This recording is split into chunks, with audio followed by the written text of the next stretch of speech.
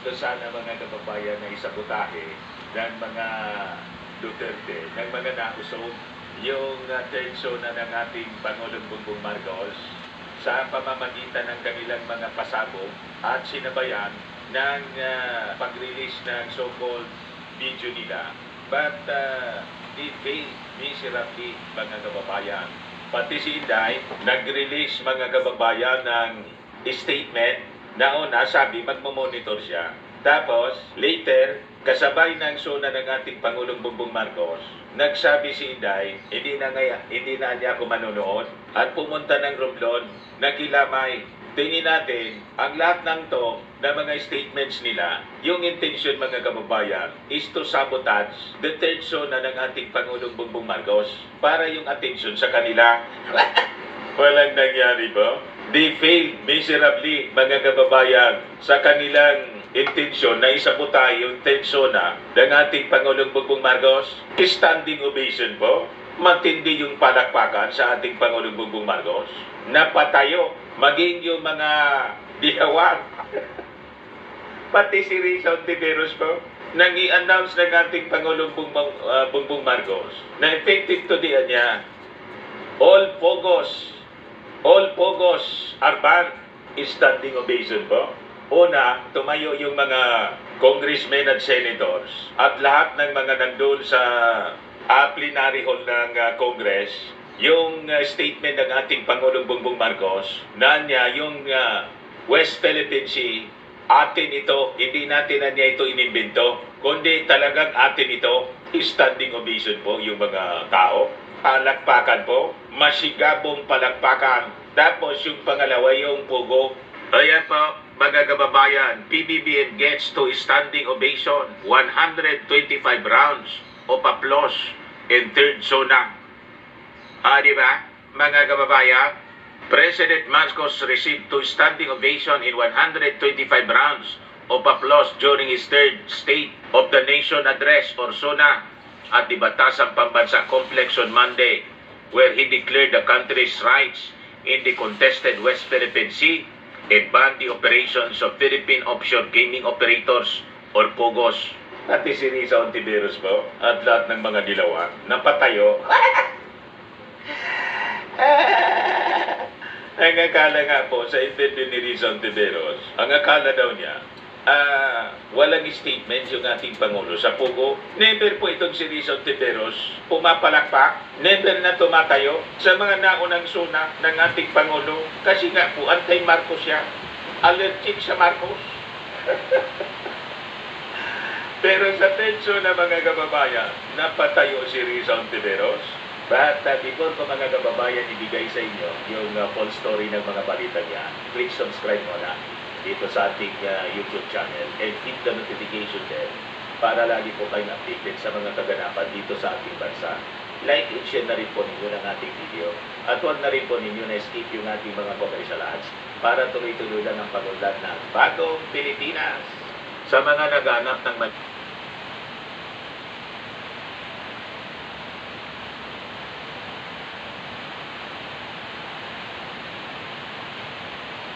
works. Hindi nga kuitis ba? Plap lang. Ribentador na maliit. Yun daw ang kanilang pasabog. Sino man maniwala po dito? Ang layo-layo sa itsura ng ating Pangulong Bongbong Marcos. Kaya sabi niya, Melchor Vergara, no mainstream media network will even pay attention to this very obvious fakery. Debunk na agad. Hindi man po pinansin ng mainstream media. May nagtanong-tanong din, pa isa-isa. Kasi pag pinatulan po ng mainstream, yung sinasabing video, pagtatawanan sila, ang layo-layo po. Mga kababayan, milya-milya ang layo sa itsura. Sa tainga pa lang, sabi nga ni DILG Secretary Benor Abalos, kaya pag-abulit sila ngayon ng DND, saka ng DILG, yung DILG mga kababayan, bumuo na po ng Special Task Force para hapunin po ito mga nagpapakalat po ng fake news, fake videos, at yung DND ng destabilization po. Pero just the same, yung zona ng ating Pangulong Bongbong Marcos, hindi po na-apektuhan ng mga sinasabi nilang pasako na naging plapla lang.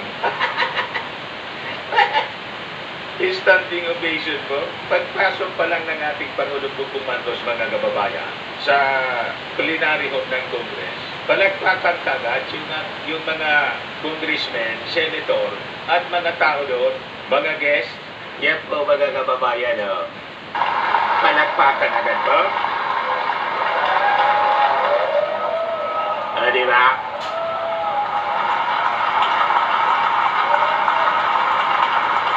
Ayan, si dating Pangulong Erap.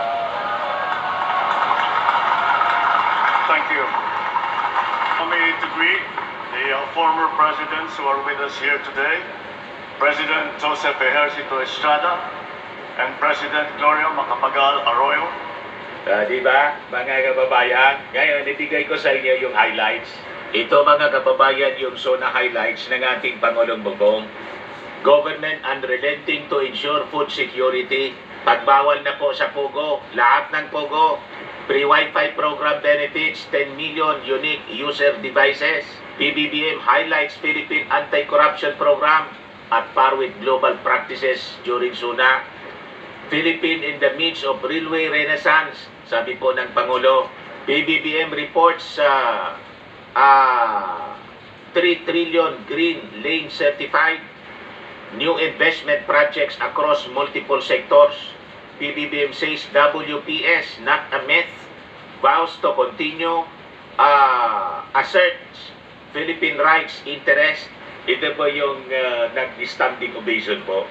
Unang tumayo at nagbigay ng masigabong palakpakan yung audience niya. Then yung last, mga kababayan, last part na, yung pagbawal niya sa lahat ng pugo dito sa ating bansa. PBBM vows improve healthcare services for cancer patients. PBBM touts 12,000 kilometer roads, over 1,200 bridges across the country. Tingnan ninyo, ang dami niyang nagawa sa 2 years niyang pamamahala, mga kababayan. Landmarks investments sa BARN, sa Mindanao po. Irrigation, farm to market roads, the projects na makakatulong sa Philippine agri-sector. Sabi diyan, PBBM asserts diplomatic means in settling disputes. Vows intergenerational mandate on the West Philippine Sea. Basta ganyan, Mr. Maravillas, yung pinapakalat ng mga taga-Nauso na gusto nating magipagkira. Basag na basag po. Lahat po, sabi ng ating Pangulong Bongbong Marcos, dadaanin sa diplomatikong pamamaraan. Wala pong katotohanan ang mga sinasabi ng mga Nauso na kinakaladkad ng ating Pangulo ang ating bansa sa gira. Kaya po, masamang-masama yung loob nila. Kasi pumalya sila na isabotahe yung zona ng ating Pangulong Bongbong. Pilit nilang sinasabutahe kahapon. Wala eh. Walang maniwala sa inyo eh. Binigyan ng ating Pangulo ng malaking honor yung ating mga OFW sa 3rd zona. Nandiyan ang kanyang supports, health enhancing sports programs to address mental illness. Pinopost niya yung wage increase, benefits for private workers. Kaya po, kahit yung mga rallies ng mga militants po, wala eh. Hindi pinansin ng publiko. Ayan po, kasi yung mga sinasabi nila, yung mga demands nila po, ina-address ng ating Pangulong Bongbong Marcos. Ayan po yung protest rallies along Commonwealth Avenue sa Quezon City. Sabi ng mga ating mga kapulisan, naging tahimik na rin po. Peaceful yung rally. So inayaan lang ng ating mga kapulisan na maipaabot po yung kanilang mga saloobin. Parte ng demokrasya eh. Di ba? Kaya yung sinasabi po ni Maudix na sinisikil yung freedom of expression, freedom of the press, wala pong katotohanan. Sila nga po, buwelo sila sa paninira sa ating Pangulong Bongbong Marcos. Tama po, mga kababayan? Wala mang maniwala sa kanila ngayon. Nasa minority na sila, mga kababayan. Tapos, in-highlights pa ng ating Pangulo yung bloodless anti-illegal drugs strategy. That next biggest drug haul and Philippine history. So pwede pala mga kababayan na walang ejiki-ejiki, tukang-tukang. Pwede palang labanan yung paglaganap ng droga sa ating bansa. Tama ba? Malayo sa strategy ng previous administration po. Kaya sabi ng ating Pangulo, extermination niya was never part of drug war strategy. Then 420,000 families graduated from 4Ps. Ibig sabihin, gumaan na yung kanila pong pamumuhay, kaya nag-graduate na po. Hindi na nila kailangan yung support ng ating gobyerno. Pero makikita ninyo, yung pag-iikot ng ating Pangulong Bongbong Marcos, walang tigil po siya sa pamimigay ng ayuda sa ating mga mahihirap na pamilya. The fishermen, the farmers, and poor families. So government working to protect communities from La Nina. Government offer advantage learning systems technologies. PBBM salutes Coast Guard, Armed Forces, and Fisher Folk for fortitude and sacrifices sa West Philippine Sea. Tapos yung Luzon, Visayas, Mindanao, Los Biminda Power Grid successfully connected. Then almost 2.5 million Filipinos lifted from poverty, sabi ng ating Pangulo. Yung mga sinasabing mas dumami yung nagugutom, sabi sa survey, perception man lang po nila. Pero sa data po ng ating gobyerno, nabawasan na po yung mga mahihirap. Malamang yung natanong po, mga minions lang ni Maudigs, mga DDA siguro po. Pero yung data galing sa gobyerno nagsasabi, nabawasan na po yung mga mahihirap. PBBM challenges Angara, si bagong DepEd Secretary, Angara, to ensure learning recovery amid education crisis. PBBM vows mobile clinic for every province. Yung nakita natin nung pumunta tayo mga kababayan sa Palasyo Malacanang, na-invite sa concert sa Palasyo. Ayun, makita ninyo yung mga mobile clinic, mga minibus. Ang objective ng ating Pangulo, bawat province po ay mabigyan ng mobile clinic. Investment pledges to create over 200,000 jobs. Consultation mechanism between national government, tapos yung BARN, assured by our President. PBBM vows to elevate, expand one town, one product para ma-promote po yung ating Philippine tourism. PBBM wants IT developments to be at par with the Philippines' economic aspirations. Government to continue anti-poverty initiatives, stabilize rice prices, sabi po ng ating Pangulo. PPP significant approach to Philippine infra development. Philippine harvested 20 million tons of palay in 2023, sabi ng ating Pangulo. PBBM to Congress, let's revisit anya IPIRA.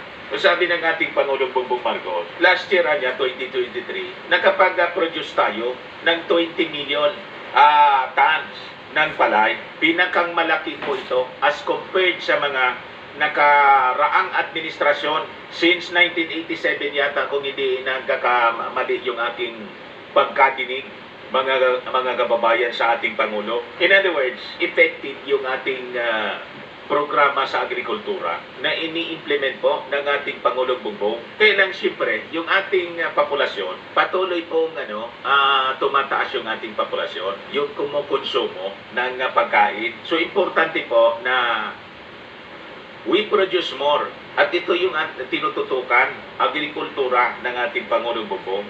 Tama ba? O ngayon, pakinggan natin yung porsyon ng sona ng ating Pangulong Bongbong. Mahigit 420,000 pamilya ang nag-graduate sa programa. Ibig sabihin, sa tulong ng 4Ps, mas gumanda na ang kanilang kalagayan at kakayahang makipagsapalaran sa laban ng buhay. Sa katunayan, mahigit 4,000 graduate ng 4Ps ay nasa hanay na ngayon ng mga lisensyadong guro. At hindi lamang yun, 35 sa mga top-notcher ng sari-saring mga board exam na idinaos nitong nakalipas na 2 taon ay nagmula sa mga pamilya na benepisyaryo ng 4Ps. Ilan sa kanila ay si Teacher Kay Jebby Cervantes ng Davao Oriental na nakakuha ng number 1 sa licensure examination for professional teachers. Isa rin si Engineer Alexis Aligado na nanguna sa Civil Engineering Board exam noong Abril ng nakalipas na taon. Ayos na ayos po, mga kababayan. Through the birth of Polinario Mabini, we cap off the National Disability Rights Week.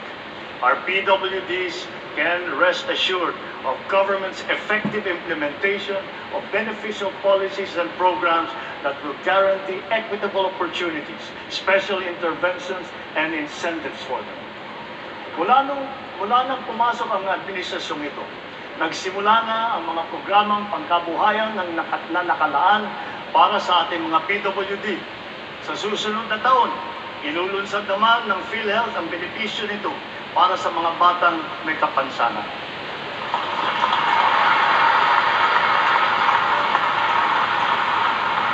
Halos dinoble na rin ang diskwento na ibinibigay sa mga PWD at sa mga senior citizen na tulad ninyo para sa mga basic necessities at prime commodities.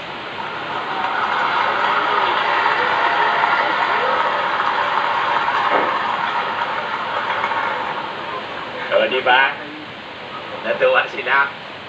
Sa lahat ng mga ginagawa natin ito, tatuwang natin palagi ang pribadong sektor, lalo na sa mahalagang bagay ng trabaho at pasahod.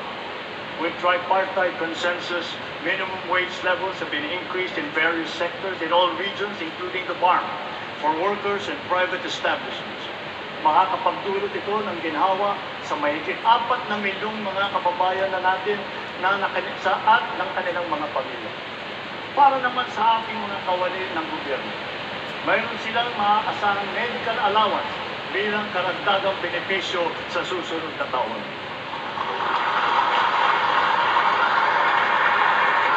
Ayos na ayos po. May napipintong pagento sa sweldo na makukuha nila sa 4 na tranche. Naglaan na po tayo ng pondo para dito simula sa taong ito at sa mga susunod na taon. Furthermore, May increase sa sweldo po. we have extended the services of our job order and contract of service personnel working in government. This will also afford them ample opportunity to work on their civil service eligibilities while gaining additional relevant experience and training to upgrade their employment qualifications.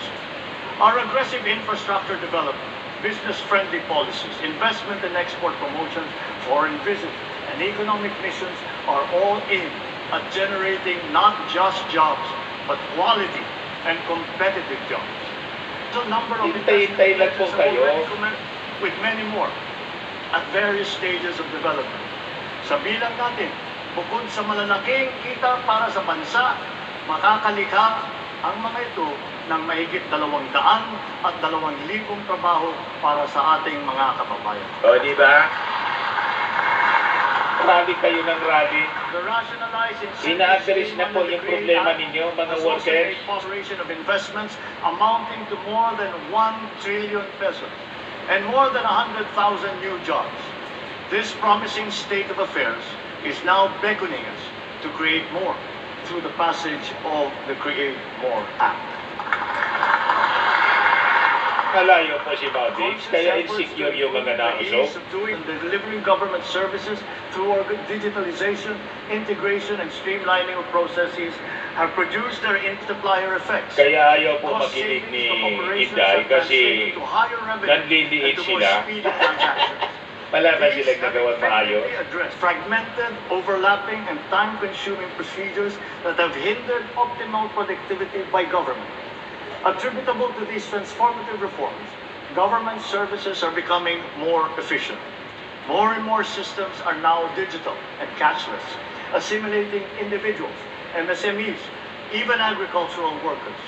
These have expedited transactions and commercial exchanges and promoted the convenience of all parties concerned. Ang Paling QR ay isa sa mga programang unti-unting lumalakas ang hatak sa publiko at dumarami ang gumagamit. Bolstering our Cybercrime Prevention Act, the recently passed Anti-Financial Account Scamming Act will further protect the public by heightening the responsibility and security systems of banks and financial institutions and imposing high criminal liabilities on social engineering schemes and money mules. Job placement also has seen significant progress, especially through our Public Employment Service Offices, or PESOs, nationwide. PESOs have harnessed IT capabilities and improved labor industry coordination. Collectively, they boast a job placement success rate of 98%. Galing. Likewise, due to shortage, we have recorded a significant increase in new business and corporate registrations, including foreign firms, which surpassed last year's numbers. The observed choke points in our food supply chains and in the logistics sectors are now being removed. And at the same time, the identified gaps are being filled in to make them efficient, interconnected, and seamless, saving precious time and cost. The approval of energy projects is moving towards complete virtual integration of its required procedures. The expedited processing of our infrastructure flagship projects under the Build Better More program shall also follow suit. Our digital infrastructure was substantially strengthened courtesy of common towers that more than tripled in number since last year, owing to streamlining of permitting requirements. Air transport and tourism have been made more convenient because of the shift to paperless immigration and customs forms, thanks to the e-travel system. And soon the piloted e-gates will be standard fixtures at airports to further facilitate ease of mobility during departures and arrivals. And with all this said, the implementation of the Philippine e-visa will be next in our digital transformation agenda. O, di ba? Napakaganda. Let us now go to tourism. Because we in the Philippines have no less than 7,641 beautiful reasons to tap the potential of our tourism sector, for which our archipelagic nation is internationally renowned and from which many Filipinos derive their livelihood. While a resurgence in this all-important sector is being observed, pre-pandemic data present to us a great challenge that we must surpass. It is a challenge that is well within our grasp. Our infrastructure and digital reforms, the development of tourism sites, and the enhancement of the overall tourist experience are all calculated to boost the productivity of the tourism sector. While doing so, we shall interpose the wholesome and hospitable Filipino brand in all the key tourism touchpoints, from tourist arrival all the way to departure. But the tourism challenge has already evolved and now requires a multifaceted strategy. The focus now is on experiential tourism. Food, culture, heritage, the arts, education, halal, Islamic traditions, dive, cruise, farm and ecotourism, even sports, have now become potent subjects and products of a nation's tourism. This is an imperative, and that we must elevate and expand our understanding of the one town, one product, or autumn concept. It must not inhibit, but rather it must inspire. We must not rest content to have just one. Rather, we must seek the optimal number of high-quality products and services which at the same time showcase our community's distinctive history, traditions, and talents. Filipino creativity and ingenuity will enliven and unlock the as yet untapped potential of these new facets of Philippine tourism. Sa ating mga OFW, ayon sa datos ng Bangko Sentral, mahigit 37 bilyong dolyar ang naipasok sa bansa ng ating mga OFW noong nakalipas na taon.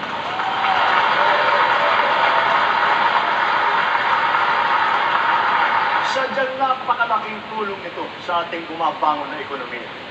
Kaya hindi lamang pasasalamat, kundi parangal ang ating ipinapaabot sa lahat ng ating mga OFW.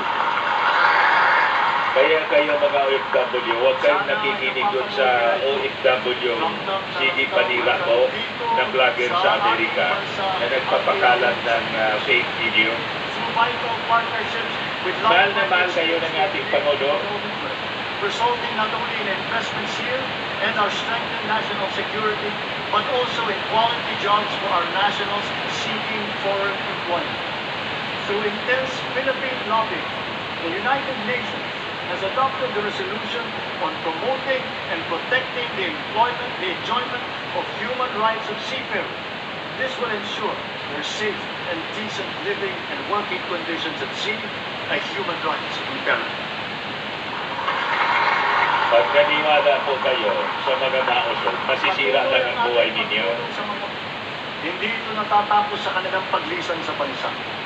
Karagdagang mga espesyal na pasilidad at serbisyo ang ating binuksan para sa kanila, tulad ng OFW Lounge sa NAIA at Seafarers Hub sa Maynila. Ang mga OFW natin na naapektuhan ng sari-saring mga kaguluhan tulad sa Israel, sa Gaza, sa Sudan, Lebanon at Yemen ay natulungan natin at naiuwi ng ligtas sa bansa. Grabe yung pagkasikaso po ng ating Pangulo. Gayon din ang naging pagtulong natin sa mga kababayan natin na sa lanta ng kalamidad at krisis tulad sa Taiwan at sa New Zealand. Hanggang sa kanilang pag-uwi ng puso ang ating pagtanggap at pag-ibig. Ang nagpapagbayang mga OFW kasama ng kanilang pamilya ay sinusuportahan natin mabuti upang maging maayos ang kanilang bagong simula dito sa bansa para makakuha ng magandang trabaho o di kaya makapagtayo ng negosyo. Kaugnay sa ating nangyayari noong isang taon, sinimulan na ng Saudi Arabia ang pagmimigay ng cheque sa ating mga trabahante na wala ng trabaho doon. Bibiin lang sa kalang. Ating mga OFW ay napapayaran na. For this, we convey your gratitude Never na nagawa yan ang previous Saudi Arabia administration po. and the of Saudi Arabia. Barkada kasi po yung king ng ating Pangulo. From history and current events teach us that peace and order is an essential ingredient of genuine prosperity and social development. This is the path that we choose to take. Despite difficulties, despite our diversity and differences as a people, we are joined together by a unique history and have constantly invested our energies and resources in strengthening the pillars of peace. Our police, military, and Coast Guard undergo continuous capacity building and asset upgrading so that they are better able to preserve the peace and defend our territory. We have noted an overall decrease in crime rate and an improvement in crime solution efficiency. But this is not enough. This is not enough. Our law enforcement need to continue to earn the trust of our people. The strong pillars of our criminal justice system, especially in light of the new rules on criminal investigation and our independent judiciary, function in unison. In tandem with the justice system, COA's audit mechanism works in harmony with our transparency, streamlining, and open government initiatives. All in all, these successfully foster a culture of accountability that curbs corruption in government. With the newly enacted Republic Act number 12009 that I signed just last Saturday, government procurement will be modern and innovative, more streamlined and efficient, and truly at par with global best practices. We sincerely thank Congress for its timely and decisive action in amending the 20-year-old law. We have come a long way in our quest for a lasting and inclusive peace. No guerrilla fronts remain active across our country today. Only 7 weakened groups remain to be dismantled, and they are the subject of focused operation. But along with the assertion of government might, we also offer peace, community development, and reintegration programs for those who have returned to the fold of the law. Through a comprehensive and transformative approach, we have rebuilt not only lives, but also conflict-affected communities. The implementation of peace agreements is now in its concluding phase. Former combatants now live peaceful and productive lives in their respective communities. Some of our former rebels are now absorbed into the AFP, serving in the defense of the Republic, while others are now part of the PNP BARM. Government will honor and fully comply with its remaining deliverables and commitments under these agreements.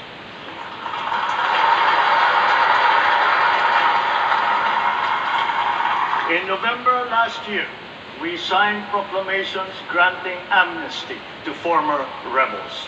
A month later, and then in June of this year, the House of Representatives and the Senate issued their respective resolutions concurring with these amnesty proclamations.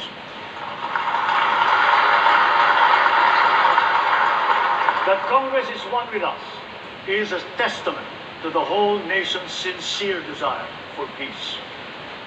In such a short period, the BARM has established Ayaw a strong ng gira ng foundation ating for its Pangulo, progressive local autonomous and social foreign. development. Let's continue to pour into the BARM. Last year, investments in the region increased by 140% year-on-year. Peace and order, Gusto niya po, peace. governance, not to mention hopes and confidence amongst its people, all contribute to the reasons why BARM's poverty index has significantly decreased since 2018. In Marawi, Kita ninyo yung mga rebelling Muslim. In Marawi, the rehabilitation and rebuilding continue under the supervision now of the Office of the President. Our Kasama na ng Our gobyerno focus yung mga remains on rebelde po. restoring energy, Pati water, mga dilawan and po, livable nakipalakpak na. As of today, all 7 environmental mechanisms of the BARM, as mandated under the organic law, have been organized and activated. These will guarantee effective and constant consultation between the Bangsamoro and national government. The Ang fundamental pumalit po na aspects of perwisyo sa governance. gobyerno, yung 5 nauso, out of the 7 essential laws for the BARM that have been enacted by the BTA Parliament. Now it has its own administrative code. It has its own local government code, its own election code, and those for education and the civil service as well. So with these inspiring developments, the BARM appears primed and ready for its regular elections, the first ones that they will have in the coming year. kita ninyo, mga dating rebelde, sumuko na, nakisali na sa gobyerno. On the fight, Yung dating nasa gobyerno, si Mauding, yun naman yung ninerwisyo. adheres and will continue to adhere to the Ayan. established 8 Sa E's droga of naman an po. effective anti-illegal drug strategy. Extermination was never one of them. Palakpakan ba? Walang EGG. EGG. Kita ninyo. And yet, in more than Pwede pala. 71,500 operations, it has resulted in the seizure of more than 44 billion pesos worth of illegal drugs and the arrest of more than 97,000 drug personalities. More than 6,000 of those arrested were high-value targets. 440 of them were government employees, of whom 42 were uniformed personnel. 77 were elected officials. Dito mo, may mga elected officials pala po. So to further paralyze their operation, dirty money and assets worth more than 500 million pesos and preserved. Hindi yan nagawa po. With Bloodless. strong case build-up and efficient prosecution, Hindi nagawa the yan ni drug Mauding. conviction rate at a high of 79%. 79% po. Together with this, we welcome the report that the number of drug-affected barangays in our country has been reduced by 32%. Hindi po totoo na bumalik na yung illegal drugs sa mga kalye. In our international relations, we have Basta yung propaganda po ng mga nauso. assert our rights and interests in the same fair and pacific way that we have always done.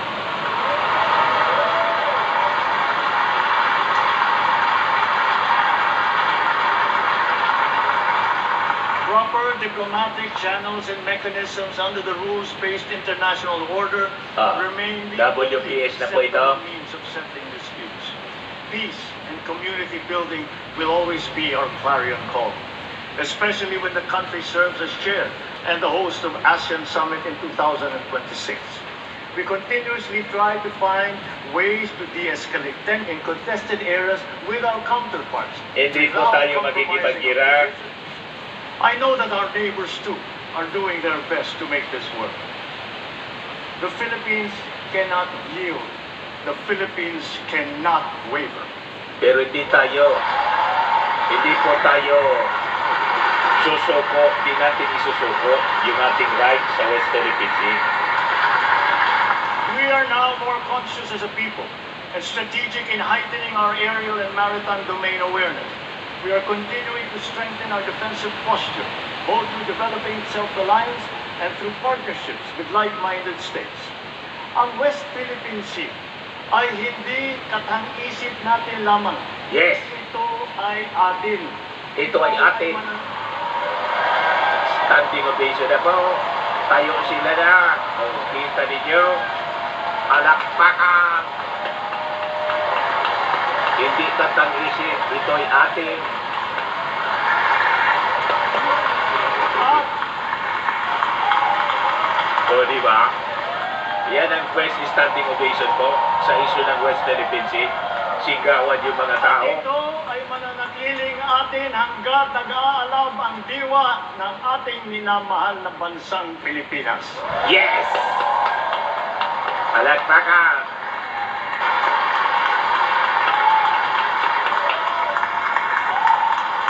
Pagtitibayin at palalaguin natin ang kamalayan at kaalaman ng buong bansa at titiyakin na maipapasa natin ito sa kabataan at ating susunod na mga salinlahi. Laws on our maritime zones and archipelagic sea lanes make sure that this intergenerational mandate, this duty, will firmly take root in the hearts and minds of all our people. Sa buong sandatang lakas, sa Coast Guard, sa ating mga mangingisda sa West Philippine Sea. Tagapin po ninyo ang taus-pusong pasasalamat ng buong bansa dahil sa inyong ginagawang pagmamatyag at sakripisyo. Hindi po natin hayaan maging province ng China. O, di ba? Galing ng ating Pangulo. Tayuan sila po.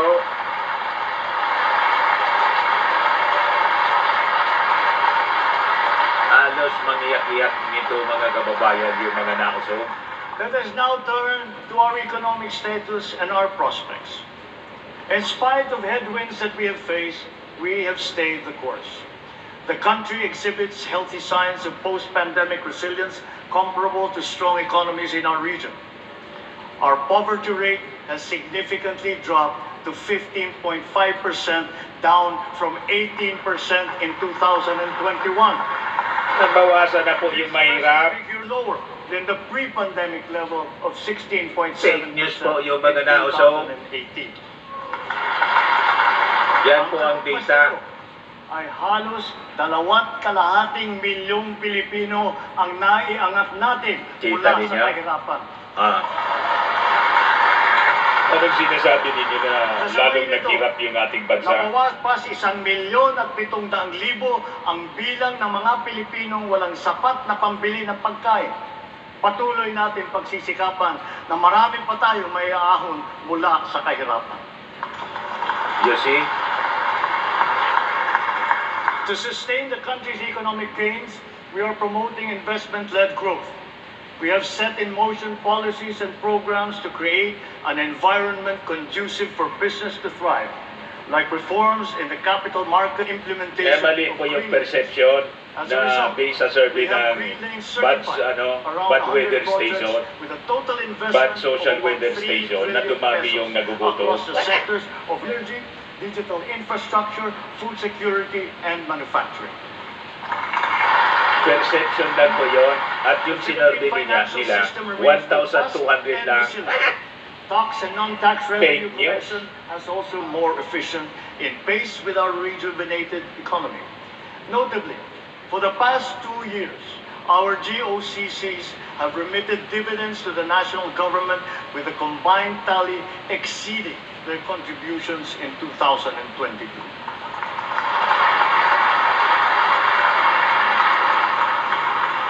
To build on these, and guided by strong fiscal discipline, our proposed government budget for this year was crafted with utmost care, diligence, and meticulous attention. We look to the cooperation of our colleagues in the legislature, not only that our proposed national budget be approved in your usual timely manner, but it be adhered to as closely as possible. We expect all agencies to ensure that centavo Sa galing po ng allocated ating will be Pangulo judiciously spent mag-speech for pa, urgent malayo priorities na and ang socially impactful programs. Di ba? Sa lahat ng ginagawa natin ito at mga gagawin pa, mataas ang aking kumpiyansa na malalampasan din natin ang hamon ng ating pinagdadaanan. Dahil ito ang pangunahing hinaing ng taong bayan. Hindi tayo titigil sa paglalaban sa kahirapan at sa paghahanap ng lunas upang maibalik sa normal ang presyo ng bilihin. Yan. Lalo na ang bigas. At ngayon po, naririnig po namin ang malakas na sigaw ng taong bayan laban sa mga pogo. Yes, ito na po. Disguising as legitimate entities, their operations have ventured into illicit areas furthest from gaming, such as financial scamming, money laundering, prostitution, human trafficking, kidnapping, brutal torture, even murder. The grave abuse and disrespect to our system of laws must stop.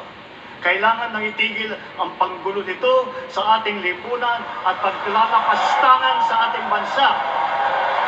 Yes! Ayan na po, mga kababayan, masigabong palakpakan. Di ba? Mga kababayan, pati yung mga dilawan, napatayo. Pati si Risa Ontiveros po. Effective today, all pogos are banned. Kita ninyo. Ban na yung pogo ng mga nausog. Tapos yung source nila ng pondo sa mga rally.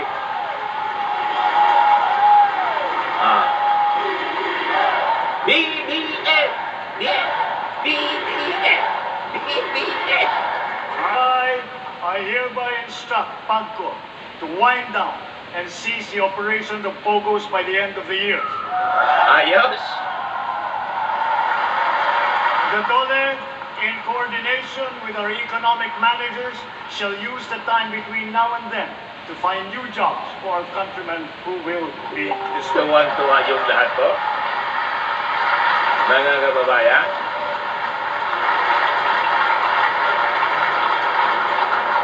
This will solve many of the problems that we are encountering. It will solve many of the problems that we have been encountering, but it will not solve all of them. To solve all the problems that we have been suffering under, all officials, law enforcers, workers in government, and most of all, the citizenry, must always be vigilant, principled, and think of the health of the nation. So, ladies and gentlemen, let me end by recalling the words of a great man. Let not anyone pacify his conscience by the delusion that he can do no harm if he takes no part and forms no opinion.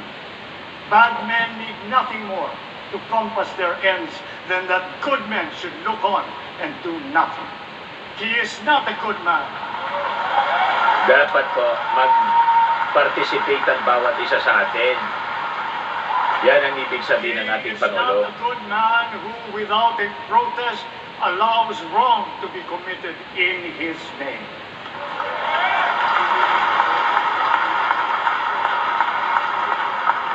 Mga minamahal kong kababayan, lagi po nating labanan ang mali at ang masama. Yes, Lagi po nating ipaglaban ang tama at ang mabuti. labanan natin ang Lagi po nausog, nating mga Lagi masasama. po nating mahalin ang Pilipinas. Lagi po nating mahalin ang Pilipino. Mabuhay po kayo at mabuhay ang bagong Pilipino. Maraming salamat po. Di ba? BBM! BBM. So, madaling sabi mga kababayan, sabi ng ating Pangulong Bongbong Marcos, dapat all of us mag-participate tayo, maging vigilant tayo, makialam tayo po for evil triumphs because good men do nothing.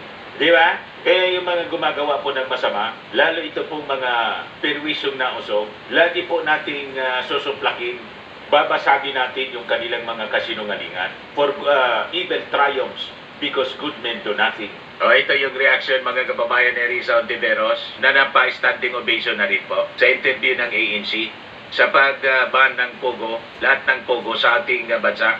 Talagang tuwang-tuwa siya mga kababayan. Pakinggan natin yung audio lang.